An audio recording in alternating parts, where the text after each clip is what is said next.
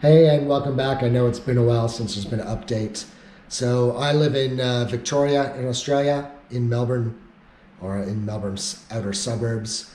Basically, we've been in lockdown for 2 weeks now. And we have 4 weeks to go. So we're in stage 4 restrictions, which depending on where you're from, you may or may not have any idea what that is. But basically, you can't leave the house unless you're going to work, but you must work from home unless you're a permitted worker, which are law enforcement, medical, and defense force. I am a permitted worker. However, currently I'm in isolation, which I'll talk about a bit later in the video. Or you can leave home to buy essential supplies, or to exercise, or to care for someone, or seek medical treatment. But basically, only one person, 1 hour a day from every household is allowed to leave to go buy things, pick up food, whatever. Um, so a bit discouraging, using a lot of electricity, using a lot of internet, watching a lot of on-demand video, Netflix, Stan, other things, Amazon, and not doing a lot of woodworking or YouTube stuff, which I should be. So anyway, let's, at least we'll do an update today so you guys get to see. First off, I want to introduce Talitha's newest crew member. This is Poppy, or Poppy Grace. She graced our presence on the 24th of July, 5:33 a.m. my time. And a very beautiful but large baby, 10.5 pounds. So yeah, she's growing well. She's about 3 weeks old now. Here's a few pictures of her first 3 weeks of life. And this was during COVID-19, so a bit of a concern. Her mom tested positive after a C-section. We still don't know exactly how she got COVID-19. We think it was passed on by some medical staff within the women's hospital where we had our child. Myself, I tested negative after spending time with them, and the babies also tested negative. So all things considered, very lucky. And my partner, Max, has no side effects, had no symptoms other than low blood oxygen and a high fever during recovery from her C-section. But she's doing well. She's cleared of COVID-19 now. Myself and the baby haven't caught it. We're just in isolation. And the whole city's in isolation and in stage 4 lockdown anyway. So that's our update about COVID-19. Welcome our newest crew member, Poppy. And let's take a look in the shop and see what else we have coming up. Okay, so as you can see, the garage is a bit overfull. The workbench needs to be cleaned up. But let me just show you this workbench. Let's grab the corner. And as you see, I've broken my workbench and another part just fell off it, which are really just lag screws. So if we take a look at this workbench, it actually has what looks like a good 3-inch oak top, but it's actually only about this much, 1.25 inches, maybe 1.5 inches. It's got a drawer, which is pretty useless, although I do use it. It doesn't hold too much. It doesn't come all the way out. It's not a full extension, and I lose everything that's in it. Shelf underneath, kind of useful. It's got adjustable steel legs. The problem, as some of you have pointed out in previous videos, is I got this bench and I used it and thought it was all right. It was very expensive. I thought it was all right because I used it basically as an assembly bench. But when I started using it for woodworking, particularly with hand tools and hand planes, it rocked back and forth a lot. And that problem is mostly due to, one, those feet right here, which are just, a bolt with little spindle, although adjustable. And two, connected up to the top, it's just lag bolted in. And then one bolt sort of, these shelves bracing these legs, and the legs are extendable, as you can see there. So again, not so tough.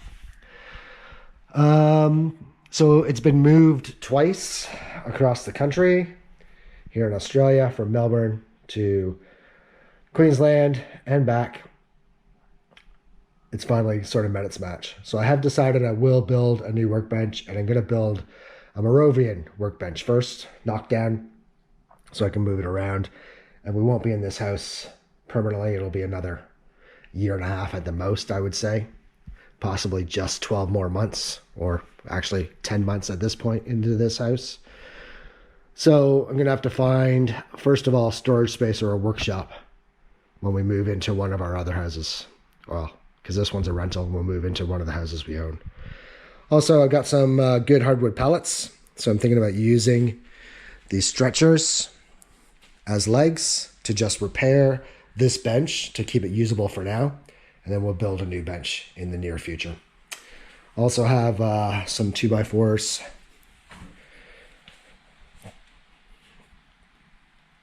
So they could be helpful for the stretchers, so the legs, we'll use them. And a project I have started, here's some glued up pine. And here's some more pine that's been dimensioned, sitting there ready. Along with there. This pine is for a Dutch tool chest. So I'll get on that in the coming couple weeks, since we're in lockdown and working from home. And I'm currently in isolation because I'm a close contact of a positive COVID case, which is my partner. And she's recovered. And our newest crew member, which you've met previously in the video, also negative. I've been negative with 2 tests, so it's just a formality here where we live that I do 2 weeks isolation, and then I'll go back for a 3rd test, which will be negative again. So anyway, we'll get onto this tool chest, and we'll see what other small kind of projects we can get onto. And currently I can't travel to the boat, so we can't do any projects on the boat, which is unfortunate. Looking forward to it, but I'll keep you guys updated on what I do. Another thing I need to get onto is this Ryobi drill press.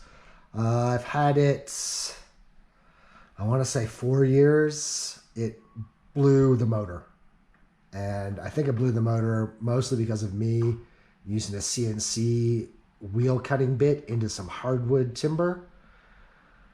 The thing's only a couple $100 even here in Australia, where everything is twice the price of America or Canada. So I'll get that replaced as soon as I can. Also, the cabinet I built, which I'm basically happy with, it's structurally sound. It's just too high. So right now, as you would see from videos, I'm looking basically at the on-off switch for the laser. Or the on-off switch is there. So I'm putting my hand up over my head to turn and pull the drill press down. So I'm just going to move it down about 1 foot so that basically the drill press table, instead of being at kind of chest height or top of my stomach, it'll be down, closer to just below my waist. So we'll get onto that. And basically, I think I'm going to just run this cabinet 4-sided through across the table saw and then reattach the top. Okay, so that's it for today. Sorry about the background. I just realized that it's a bit bright behind me and I may not show up that well. Also, I haven't really zoomed in on myself, so I'll do better next time. But anyway, please like, subscribe, share the videos. If you're at all interested in woodworking or wooden boat building or wooden boat restoring, we'll get back to this boat soon. We're out of lockdown in another month, and I'm going to definitely get to the boat while I can before any of this happens again. But hopefully by Christmas, for most of our viewers in Canada and the US, or summertime for us, still Christmas, we'll have some work done on Talitha and maybe even be very close to launching her back into the ocean. So yeah, thanks for sticking by us, and good luck, stay safe, and try to stay healthy.